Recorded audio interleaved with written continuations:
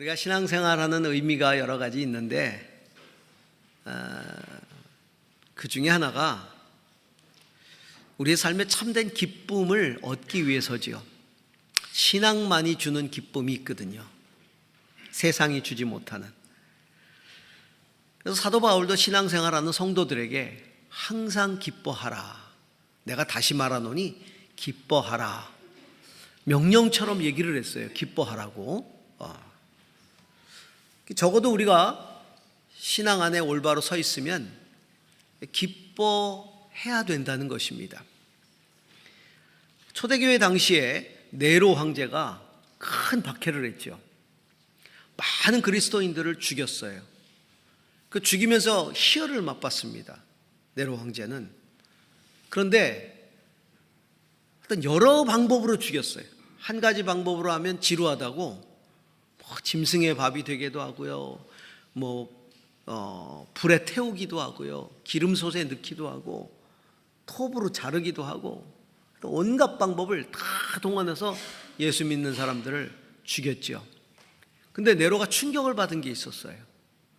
네로가 꼭 죽이고 나서 죽은 사람들을 쭉 돌아보면서 시신을 돌아봤다는 거죠.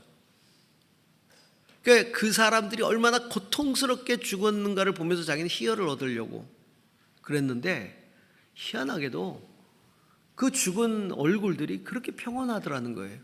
그리고 어떤 분들은 그 고통 속에서도 웃으면서 이 생을 끝냈다는 겁니다. 그게 충격을 먹은 거죠. 네로가. 전 지금도 기억나는데 코바디스라고 하는 영화에 보면 그 네로 황제 이야기가 나오는데 제일 마지막에 이렇게 죽이는 장면, 죽은 시선들을 다 돌아보면서 이놈도 웃고 있네, 이놈도 웃고 있네, 이놈도 웃고 있네, 이런 장면이 나와요. 그러니까 그만큼 네로가 충격을 받은 것이죠. 우리 대부분의 신앙인들은 신앙이 주는 기쁨을 누리면서 살아갑니다. 이 신앙의 기쁨이라는 게 뭘까요? 신앙생활은 뭐가 기뻐지죠? 또 어떻게 우리는 그 기쁨을 지속적으로 유지하면서 살아갈 수 있을까요? 앞으로 우리가 몇 주간 기쁨의 삶에 대해서 묵상을 좀 하고자 합니다. 이 기간 동안에 우리가 참된 기쁨을 회복할 수 있기를 원합니다. 그리고 그것들을 누리며 신앙생활하는 그런 믿음의 삶을 살기를 원합니다. 신앙의 기쁨 가운데 가장 큰 기쁨, 그리고 가장 근본적인 기쁨이 있다면 구원받았다는 기쁨입니다. 구원의 기쁨이죠. 물론 신앙생활 하다 보면 다른 기쁨들도 따라오긴 합니다. 예를 들면 내가 신앙을 가지고 누군가에게 선행을 베풀 때 어떤 만족감, 기쁨이 있어요. 그래서 자꾸 선행을 베푸는 거죠. 또 신앙이 깊어지기 위해서 우리는 소위 영성 훈련 혹은 수도라고 하기도 하고요. 다른 종교에서는 참선을 한다 이런 얘기를 하는데 그런 영성 훈련을 하는 경우들이 있죠. 그때 기도가 깊어지고 말씀이 더 깊이 깨달아지고 어떤 욕망이 좀 떨어져 나가고 그런 것들 속에 누리는 영적인 기쁨이 또 있어요. 그런데 이런 기쁨들은 선행이나 혹은 영성훈련이나 이런 것들로 주어지는 그런 기쁨들은 내가 구원받은 결과와 열매로 주어지는 것이지 그것들이 나를 구원하는 조건이 되지는 못한다는 것이죠. 다시 말하면 선행을 많이 해서 내가 구원을 얻는다든가 혹은 수도를 많이 닦아서 그래서 구원을 얻는다든가 하는 구원의 과정이 아니라는 겁니다. 어떤 사상가가 우리 한국인들의 세계관을 이렇게 정리했어요. 한국인들은 불교적으로 생각하고 유교적으로 살며 무속적으로 믿는다 그랬어요. 한국인들은 사고방식이 매우 불교적이라는 거예요. 왜냐하면 불교의 역사가 워낙 깊기 때문에 불교적으로 생각하는 불교적 세계관이 굉장히 많이 우리 안에 자리 잡고 있다는 거죠. 어떤 사람을 오랜만에 만나면 뭐라 그래요? 아이고 우리 인연인가 봐요, 인연이 있나 봐요, 이렇게 만나는 거 보니 이거 다 불교적인 거 아니겠어요? 이게 다 불교적인 사고가 우리 안에 있는 거죠.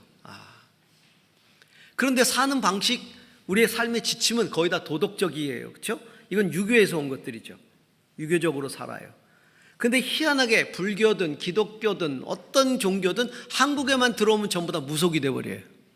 무속적으로 믿는다는 거예요. 왜냐하면 우리의 민간 신앙의 가장 깊은 뿌리는 무속이기 때문에. 자, 이 한국적 세계관이라고 하는 이것이 구원에 어떤 영향을 끼칠까요? 구원관에? 우리가 이렇게 살다 보니까 우리도 모르는 사이에 구원의 조건으로서 자꾸 선행을 강조하게 돼요. 이게 굉장히 유교적인 거죠. 그렇죠? 혹은 뭔가 욕망을 떨쳐버릴 어떤 수행, 그 수행을 열심히 해가지고 구원에 도달할 어떤 근거를 얻고자 하는, 이게 굉장히 불교적인 부분들이 강하죠. 그런가 하면 소위 기복적인 응답들, 내가 복을 구하는데 복을 열심히 구하는데 그게 내게 구하는 대로 임했어요. 그래서 성공했어요. 혹은 상황이 잘 풀렸어요. 그러면 난 구원받았나 보다 이렇게 생각을 해요. 근데 반대로 열심히 복을 구했는데 안 와요. 오히려 어려워져요. 힘들어져요. 그러면 난 구원받지 못했나 봐 이렇게 생각하는 굉장히 무속적인 구원관들을 가지고 있는 경우가 많다는 거죠. 한동안 우리의 신앙의 세계관 속에도 이런 것들이 자리를 하면서 예수 믿고 잘 되면 믿음이 좋은 것처럼, 하나님이 특별히 그를 사랑하는 것처럼, 근데 예수 믿었는데 잘 안 되면 뭔가 믿음이 잘못된 것처럼, 잘못 믿는 것처럼 치부했던, 그리고 판단했던 그런 때가 있었죠. 뭐 지금도 그렇게 생각하는 사람들도 덜어 있긴 하지만 그런 잘못된 가치를 가지고 있었어요. 그러다 보니까 결국은 내 자신의 노력이나 혹은 이 상황적인 안녕, 이 상황이 잘 되는 것, 이것이 구원의 조건처럼 돼버려가지고 내가 어떤 종교를 가지든지 간에 다 구원의 확신을 갖지 못하고 믿는 거예요. 불교를 믿어도, 기독교를 믿어도, 뭐 유교에 따라 가르침을 가지고 살아도 구원, 이게 어렵다고 생각하는 거죠. 그러니까 기쁨이 없는 거예요. 종교 생활을 해도 기쁨이 없어요. 그러니까 그 틈을 파고드는 게, 기쁨이 없는 종교 생활 그 틈바구니를 파고드는 게 이단하고 사이비들이에요. 그 이단하고 사이비들이 그 틈을 파고들어서 마치 영원한 기쁨을 자기들만이 줄 수 있는 것처럼 그렇게 해서 그 구원의 조건들을 자기들 나름대로 제시하고, 그리고 그거로 인해서 다른 것이 줄 수 없는 구원의 기쁨을 주는 것처럼 유혹해가지고 그걸로 굴레를 씌워버리죠. 그래서 헤어나오지 못하게 만듭니다. 여러분, 성경적 신앙, 성경적 신앙이 주는 구원의 기쁨은 구원의 은혜를 수용하는 데서 시작이 됩니다. 그 구원의 은혜를 수용하는 것을 우리는 믿음이라고 얘기를 합니다. 여러분, 믿음이 뭐예요? 하나님이 나를 구원해 주시는 은혜를 수용하는 거예요. 받아들이는 거예요. 이게 믿음이에요. 요한복음 4장 10절 그리고 14절을 좀 보겠습니다. 요한복음 4장 10절에 함께 읽습니다. 예수께서 그 여자에게 대답하셨다. 내가 하나님의 선물을 알고 또 너에게 물을 달라는 사람이 누구인지를 알았더라면 도리어 내가 그에게 청하였을 것이고 그는 너에게 생수를 주었을 것이다. 14절입니다. 그러나 내가 주는 물을 마시는 사람은 영원히 목마르지 아니할 것이다. 내가 주는 물은 그 사람 속에서 영생에 이르게 하는 샘물이 될 것이다. 수가성 우물가의 여인에게 예수님이 말씀하신 거예요. 네가 하나님의 선물을 알았더라면. 하나님의 선물이 뭡니까? 영생, 구원, 영생이라는 선물을 내가 알았고 그 선물을 주는 사람이 누군지를 알았더라면 네가 나에게 기도했을 것이다. 그러시면서 말씀하신 게 내가 주는 물을 마시면 목마르지 않을 것이다. 내가 주는 물은 영생에 이르게 하는 샘물이다. 그러니까 영생은 하나님의 선물이라는 거예요. 주님께서 주시는 생수라는 거죠.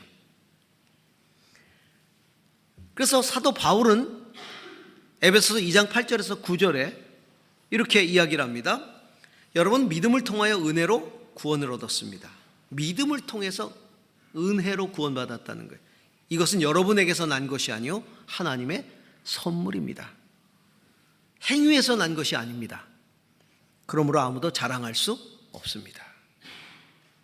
여러분, 구원은 하나님이 주시는 선물이요 그래서 은혜인 것입니다. 우리에게는 그 선물을 받고자 하는 마음이 필요하고 믿음이 필요한 것입니다. 그 선물을 받아들이는 게 믿음이에요. 그럼 하나님은 왜 구원을 이렇게 선물로, 은혜로 주실까요? 왜 이 수행이나 선행을 통해서 구원을 스스로 얻도록 하시지 않고 선물로 주셔서 받아들이게 하셨을까요? 그것은 이 구원을 우리 스스로 절대로 이룰 수가 없기 때문에 그렇습니다. 어떠한 선행도 우리가 악을 행한 것에 대한 보상이 될 수가 없고 어떤 수행도 우리의 죄를 씻어낼 수가 없기 때문에 그렇습니다. 그러니까 우리가 스스로 하는 것들이기 때문에 하나님 앞에서 우리가 행한 것들을 상쇄시키지 못합니다. 구원이라는 건 하나님이 우리를 옳다고 여기시고 건져주시는 게 구원이거든요. 그렇기 때문에 심판을 좌우하시는 하나님만이 우리를 구원하실 수 있는 주권을 가지고 계시는 거예요. 우리가 우리 스스로 뭔가를 잘해가지고 얻을 수 있는 것이 구원이라면 우리는 그렇게 할 수 있어요. 그런데 구원하시고 심판하시는 분은 하나님이시거든요. 그 하나님이 주권을 가지고 우리를 구원하시거나 심판하시거나 한단 말이에요. 한 번 죽는 것은 사람에게 정한 있죠. 그 후에는 반드시 심판이 있다고 그랬어요. 하나님이 심판을 하시기 때문에 그 하나님의 기준에 따라서 구원과 심판이 나눠지는 것이거든요. 그렇다면 하나님이 우리를 구원해 내시는 그 기준에 우리가 도달하기 위해서 우리는 어떻게 이 구원의 은혜를 대해야 될까요? 우리가 정말 신앙생활하면서 구원받은 은혜의 그 기쁨을 누리고 살려면 우리는 어떻게 해야 될까요? 오늘 성경은 우리에게 몇 가지로 그것을 이야기해 주고 있습니다. 첫 번째로 구원의 기쁨은 하나님의 속량하심, 그리고 그 속량을 통해서 내가 죄 사함을 받고 하나님 품에 안기는 것, 이것이 구원의 기쁨이라는 겁니다. 자, 구원을 한마디로 딱 요약하면 죄 용서함을 받는 거예요. 죄 사함, 이게 구원이에요. 죄 사함을 받아야 하나님 품에 안길 수가 있고 하나님 품에 안겨야 영원히 살 수 있어요. 근데 하나님 뭐라고 말씀하시냐면 우리와 하나님 사이가 가까워질 수 없는 건 죄 때문이라고 말씀하시거든요. 그러니까 죄 문제를 해결하지 않고서는 절대로 구원받을 수 없다라고 말씀하세요. 자, 이사야 59장 1절에서 2절을 다 같이 읽습니다. 시작. 주님의 손이 짧아서 구원하지 못하시는 것도 아니고 주님의 귀가 어두워서 듣지 못하시는 것도 아니다. 오직 너희 죄악이 너희와 너희의 하나님 사이를 갈라놓았고 너희의 죄 때문에 주님께서 너희에게서 얼굴을 돌리셔서 너희 말을 듣지 않으실 뿐이다. 죄가 하나님과 우리 사이를 갈라놨다는 거죠. 죄 때문에 하나님 얼굴을 돌리셨다는 거예요. 그럼 죄 문제를 해결해야 되잖아요. 근데 이 죄라는 게 단순히 도덕적인 문제가 아니라는 거죠. 아담의 불순종으로부터 시작된 하나님과의 관계의 깨어짐, 여기가 죄의 시작이거든요. 하나님을 떠난 거예요. 예수님이 구원을 이야기하시면서 구원받아야 할 영혼들을 예수님께서 염두에 두시고 비유를 들어주셨어요. 하나님 어떤 마음으로 구원받을 영혼들을 찾고 계시는지를 이야기하시기 위해서. 그 가운데 하나가 탕자의 비유예요. 너무나 잘 알고 있죠. 아버지를 떠났던 탕자가 다시 돌아옵니다. 돌아온 탕자를 향해서 주님이 뭐라고 말씀하시냐면 그 아버지가 뭐라고 얘기하냐면 죽었다 살았고 잃었다 찾았다. 형이 화가 나서 왜 다 재산을 탕진해 버리고 돌아온 자기 동생을 그렇게 환대하고 잔치까지 열어주냐 막 화를 낼 때 아버지가 한 말이 내 동생은 죽었다 살았고 잃었다 찾았다 이렇게 말해요. 죽었나요? 안 죽었잖아요. 살아서 돌아왔잖아요. 뭐 잃어버렸어요? 잃어버린 게 아니라 자기가 떠났잖아요.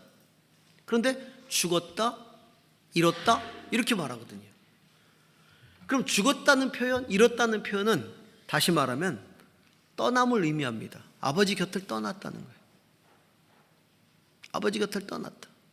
그래서 심판이라는 건 영원히 아버지 곁을 떠나는 게 심판이에요. 구원은 영원히 아버지와 함께하는 게 구원이고요. 주님은 그걸 원하시는 거죠. 당신의 백성을 향한 하나님 아버지의 마음을 주님은 이렇게 표현하십니다. 이사야 43장 1절 그리고 시편 2편 7절을 같이 읽습니다. 그러나 이제 야곱아 너를 창조하신 주님께서 말씀하신다. 이스라엘아 너를 지으신 주님께서 말씀하신다. 내가 너를 속량하였으니 두려워하지 말아라. 내가 너를 지명하여 불렀나니 너는 나의 것이다. 나 이제 주님께서 내리신 칙령을 선포한다. 주님께서 나에게 이르시기를 너는 내 아들 내가 오늘 너를 낳았다. 주님은 당신의 백성들을 향해서 너는 나의 것이다. 지명해 불렀다. 내 거야. 그리고 내가 너를 낳았어. 내 아들이야. 내 딸이야. 이렇게 말씀하시는 거예요. 당신이 우리를 바라보시는, 단순히 하나님이 우리를 바라보시는 건 그냥 단순한 성도가 아니, 한 사람이 아니, 하나님의 것이고 하나님의 아들, 하나님의 딸, 지명하여 불렀고 내가 너를 낳았다 이렇게 말씀하고 계십니다. 여러분, 내가 낳고 내가 부르고 내가 택하고 내가 사랑하는 그 자식이 나를 떠났을 때 부모로서 어떤 마음이 듭니까? 잘 떠났다, 속이 시원하다, 그런 부모는 없을 거예요. 적어도 그 자식을 사랑하는, 내가 너를 낳았다 이렇게 말씀하시잖아요. 넌 내 거라 라고 말하잖아요. 그런 부모라면 그걸 두고 볼 수 없기 때문에 어떤 대가를 지불하고라도 다시 찾아서 자기 품에 데려오고 싶은 게 이게 부모인 거예요. 그거를 성경에서는 뭐라고 부르느냐? 속량이라고 불러요. 속량, 구속, 대속, 이 말은 대가를 치르고 다시 돌아오게 해서 내 것으로 삼는, 내 품에 안는, 이것을 속량이라 그래요. 그러니까 하나님이 베푸시는 이 구원의 은혜가 속량이라는 거죠. 하나님은 죄로 인해 당신을 떠났던 그 사람을 당신에게로 다시 불러오기 위해 대가를 지불해야 되는데, 그 사람 대신에 짐승을 잡아다가 죽여서 제물이 되게 하고 그 값을 치르게 하고, 그리고 그 사람을 다시 품에 안으시는 거죠. 이게 속량이에요. 그러니까 속량은 내가 선행을 통해 값을 갚을 수 있는 게 아니에요. 내가 수행을 해서 그 값을 치를 수 있는 게 아니라니까요. 그게 속량은 하나님만이 하실 수 있는 거예요. 하나님이 당신의 기준에 맞는 값을 치르는 거예요. 그 죄를 속할 만한 값을 치르는 거죠.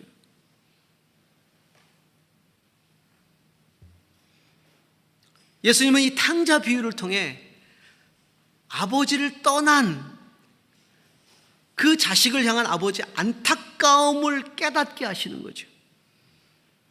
그리고는 다시 품에 안으셨을 때의 그 기쁨을 보여주시는 거예요.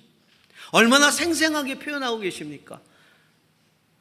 집 나갔던 아들이 이렇게 돌아왔다. 아버지가 그렇게 기뻐했다.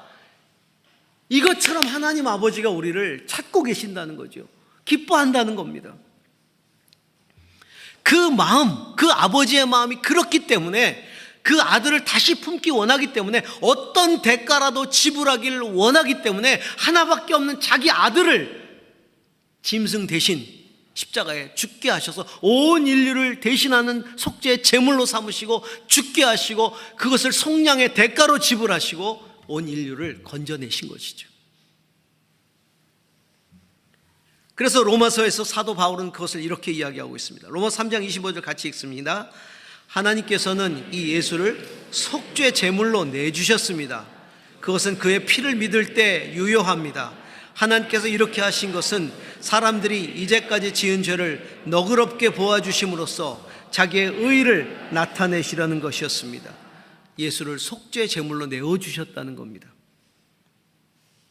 그 핏값을 치르게 하셨다는 겁니다. 그렇기 때문에 우리가 신앙생활하면서 경험하게 되는 참된 기쁨의 시작은 바로 예수님이 나를 대신해서 죄값을 치르시고 죽으심으로 나를 속량하셨다라는 사실을 믿음으로써 내가 구원의 은혜를 받아들이는 거예요. 그때 모든 신앙의 근본적인 기쁨이 시작되는 것이죠. 그리고 하나님 품으로 들어가는 거예요. 다시 하나님 품으로. 두 번째로, 하나님 우리를 속량하시고 하나님의 품에 안으신 다음에 그 다음 하시는 일이 회복시키시는, 기쁨을 회복시키시는, 아픔을 치유하시고 기쁨을 회복시키시는 거예요. 오늘 우리가 읽은 본문 이사야 51장 11절을 다시 한번 읽겠습니다. 주님께 속량받은 사람들이 예루살렘으로 돌아올 것입니다. 그들이 기뻐 노래하며 시온에 이를 것입니다. 기쁨이 그들에게 영원히 머물고 즐거움과 기쁨이 넘칠 것이니 슬픔과 탄식이, 주님께로 돌아오는 자들이 기뻐 노래할 것이다. 그 기쁨이 영원히 그들에게 머물 것이다. 즐거움과 기쁨이 넘칠 것이다. 그리고 슬픔과 탄식이 사라질 것이다. 이렇게 말씀하고 있죠. 제가 재수할 때 예수를 믿었습니다. 그리고 재수가 끝났어요.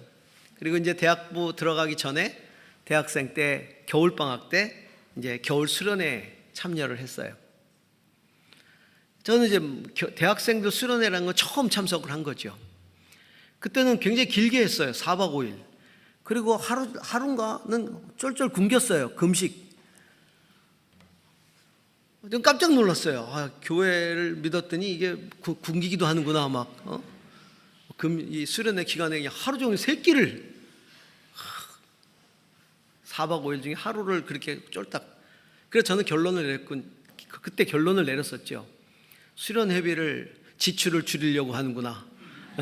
밥값을 줄이려고.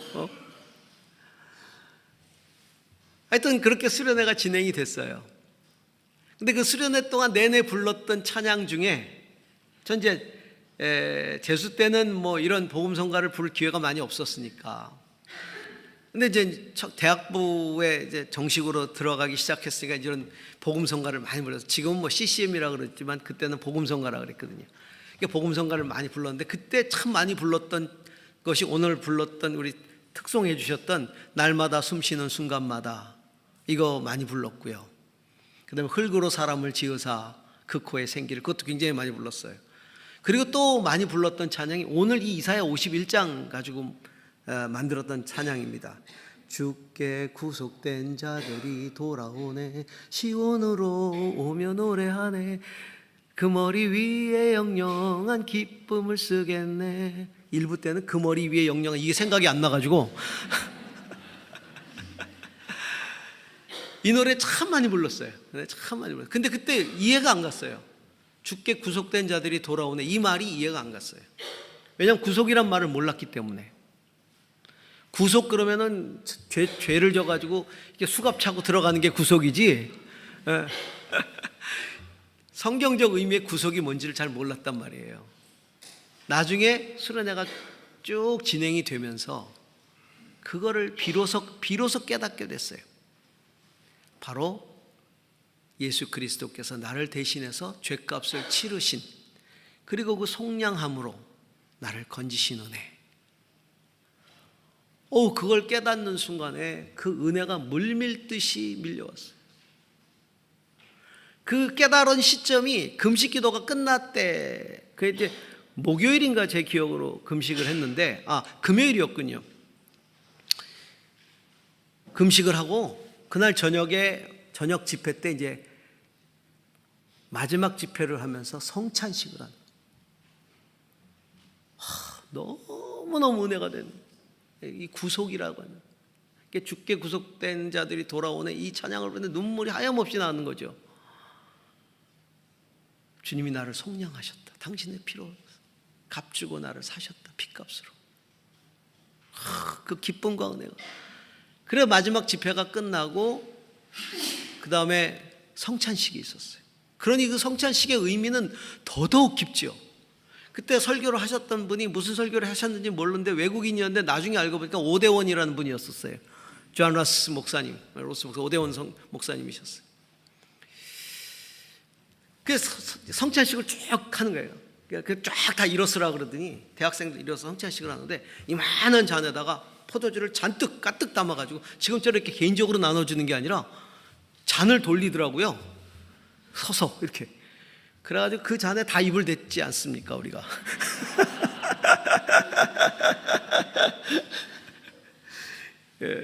그때는 교회나 사회나 잔을 돌렸습니다.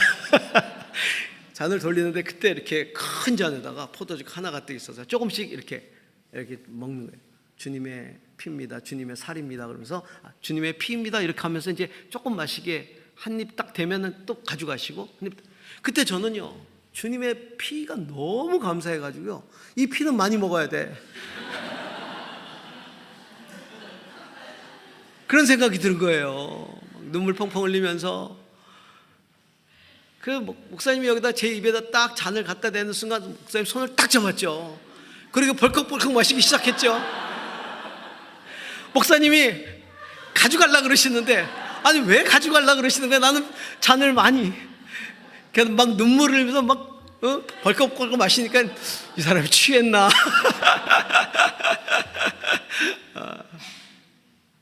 떡도 좀 말이에요, 주님의 살이라는데 좀 백설기 이만한 거 하나씩 좀 이렇게 주시지. 그때 이렇게 잘라가지고, 떡은 왜 이렇게 주시는지 잘라가지고 요거 하나씩 한쪽씩 감질 나잖아요. 그 속량의 은혜, 그때 이제 가슴으로 확 다가왔죠. 성도는 예수님이 피로 값주고 사신 거예요.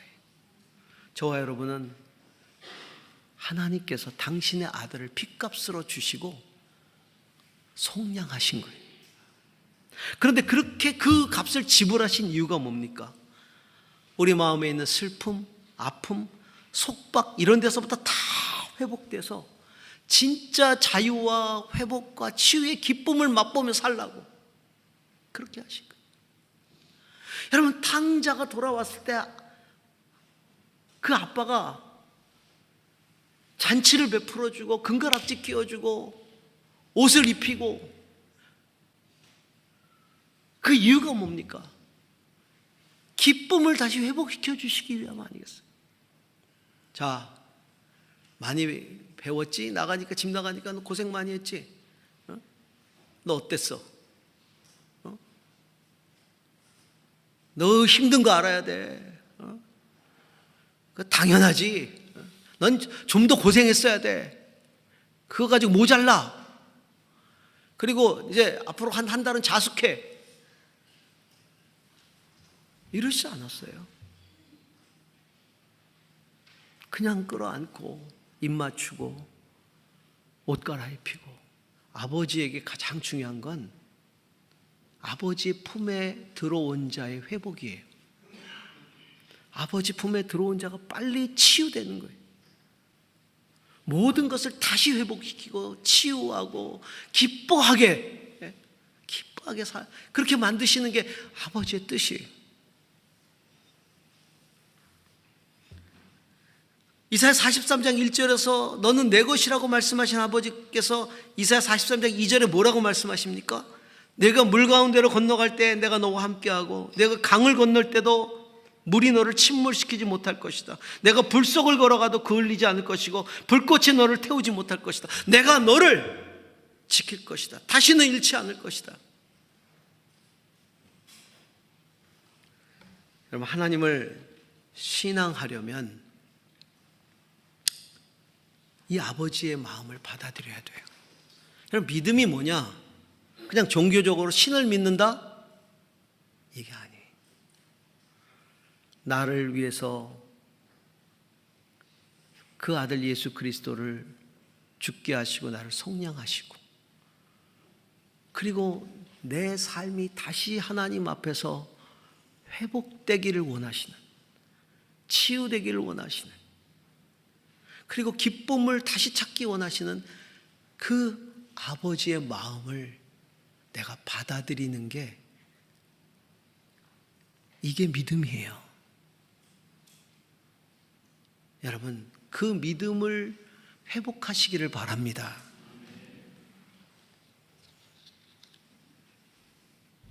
이제는 슬픔을 다 내려놓으세요. 두려움을 내려놓으세요. 상처도 다 내려놓으세요. 십자가 앞에서. 그리고 아버지의 그 사랑을 누리세요. 누리세요.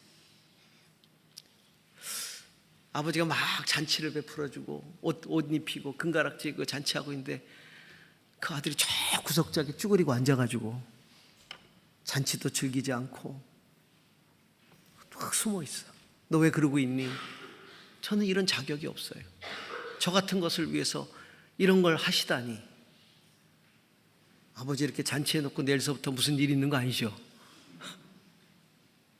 자식이 그러고 있으면 얼마나 가슴이 아프겠어요. 그 아버지의 사랑을 받아들이고 다시금 그 하나님의 자녀로서 그걸 누리며 살아가는 모습을 보면 얼마나 기쁘겠습니까? 여러분, 그것을 누리면서 살아가시는 저와 여러분이 될 수 있기를 축원합니다. 마지막은 이렇게 속량의 은혜를 받은 성도들은요, 주님을 깊이 사랑하고 영광스러운 즐거움으로 기뻐한다는 거예요.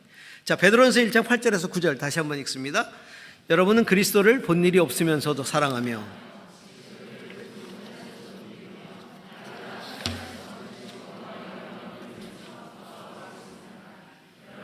믿음의 목표 곧 여러분의 영혼의 구원을 받고 있는 것입니다.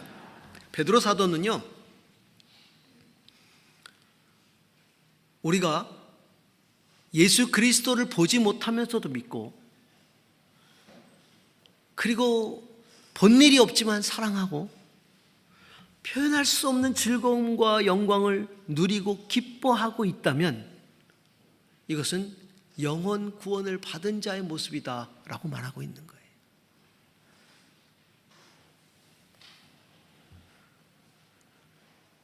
예수 그리스도의 보배로운 피로 말미암아 우리가 속죄함을 받았잖아요. 그 사람은 그리스도를 본 적은 없어요. 여러분 2000년 전에, 지금으로부터 2000년 전에 예수님이 나를 위해서 십자가에 죽으셨는데 내가 그 예수님을 볼 리가 없죠. 그렇죠? 본 적이 없고 만난 적도 없지만 우리가 그 은혜를 믿고 받아들이고 그리고 구원을 얻었어요. 그 믿음이 어디서 드러나냐 하면 본 적 없지만 예수님을 사랑하고 말할 수 없는 즐거움으로 즐거워하고 이런 모습 속에 담겨져 있다는 것이죠. 구원의 은혜를 여러분 경험했을 때를 기억하시죠? 우리는 그걸 첫사랑이라고 얘기하잖아요. 얼마나 가슴이 벅차고 기뻤습니까? 세상 만물이 기쁨이었어요. 예수 만나고 나서 그 속량의 은혜를 내가 믿고 나서 세상 모든 만물들이 나에게 주어진 것 때문에 기뻐했어요. 말씀 한마디 한마디가 기쁨이었죠. 영혼 깊은 데서부터 예수님에 대한 사랑이 막 샘솟도 솟아나왔어요. 예수님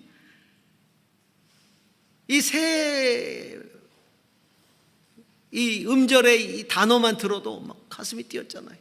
속죄 이 얘기만 들어도 막 가슴이 뭉클했어요. 보혈 이 얘기만 들어도 보혈. 말씀 듣기를 사모하고 예배를 사모하고 마치 애인을 만나기를 사모하다가 만났을 때 너무 기뻐하는 것처럼 예배 때 말씀을 듣고 찬양하고 막 그 기쁨 때문에 미칠 것 같았잖아요. 뿐만입니까? 내가 애인 생겼을 때 사람들한테 자랑하고 싶어가지고 나의 애인이다 자랑하고 싶으면서 다 떠들고 다녔던 것처럼 예수님을 이야기하고 다녔잖아요. 이 사랑의 기쁨이 식지 않기를 바랍니다. 어저께 제가 이제 육제 결혼식이 있어서 갔다가 좀 늦게 왔어요. 그리고서는 저녁 때 씻고 앉아서 있다가 어떤 영상을 하나 보다가 갑자기 노래 영상을 보고 싶어가지고 이제 그 옛날에 부르의 명곡에서 가정의 달에 했던 그 노래 중에 그 SG 워너비의 김진호 씨가 부른 그 클립이 하나 있어서 그걸 우연히 틀었어요. 노래 곡 제목이 가족사진이더라고요. 가족사진. 그 노래를 들으면서 또 혼자 궁상맞게 펑펑 울었다는 거 아닙니까?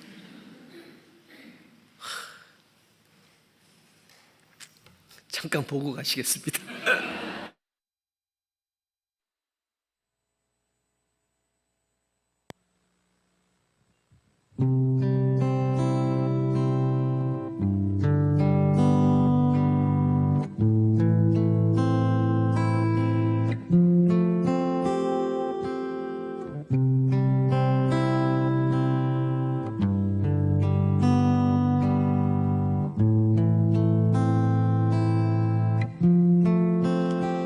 바쁘게 살아온 당신의 젊음의 의미를 더해줄 아이가 생기고 그날에 찍었던 가족 사진 속에 설레는 웃음은 빛바래 가지마.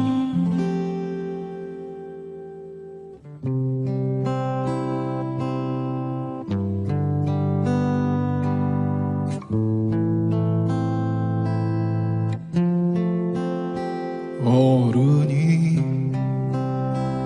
되어서 현실에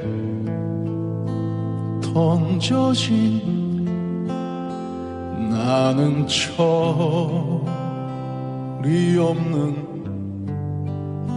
아들, 딸이 되어서 이곳저곳에서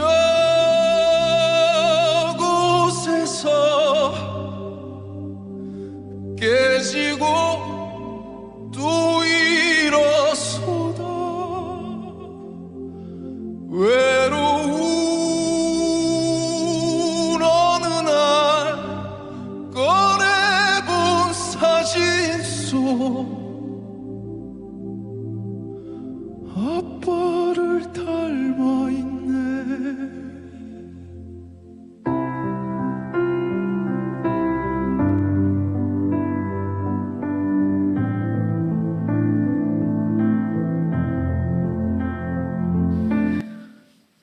저작권 때문에 여기까지만 보겠습니다.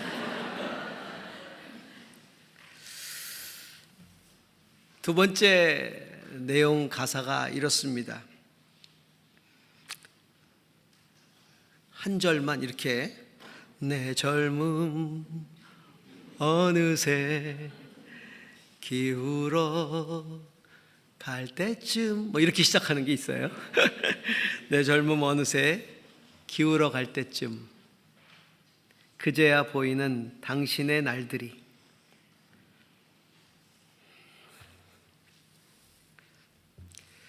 가족 사진 속에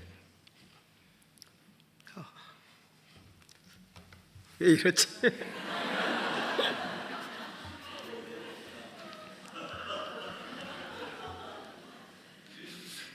가족 사진 속에 미소 띈 젊은 우리 엄마. 꽃피던 시절은 나에게 다시 돌아와서 나를 꽃피우기 위해 걸음이 되어버렸던 그 흘린 그 시간들을 내가 깨끗이 모아서 당신의 웃음꽃 피우길 이렇게 오늘 돌아가시면 이 노래가 좀 길어요. 6분 정도 되는데 꼭 한번 보시기 바랍니다. 그래요. 이게 아버지 마음 아니겠습니까? 아버지 사랑 아니겠습니까? 자식의 기쁨을 위해서 모든 걸 불태워버리는, 여러분 이게 속량이에요. 이 속량의 은혜. 하나님 아버지도 우리를 그렇게 사랑하세요. 그 마음으로 우리의 믿음이 그 아버지의 속량을 붙들고 오늘도 기쁨으로 우리의 믿음의 삶을 살아가는 저 여러분이 될 수 있기를 주의 이름으로 축복합니다. 기도하겠습니다. 주님,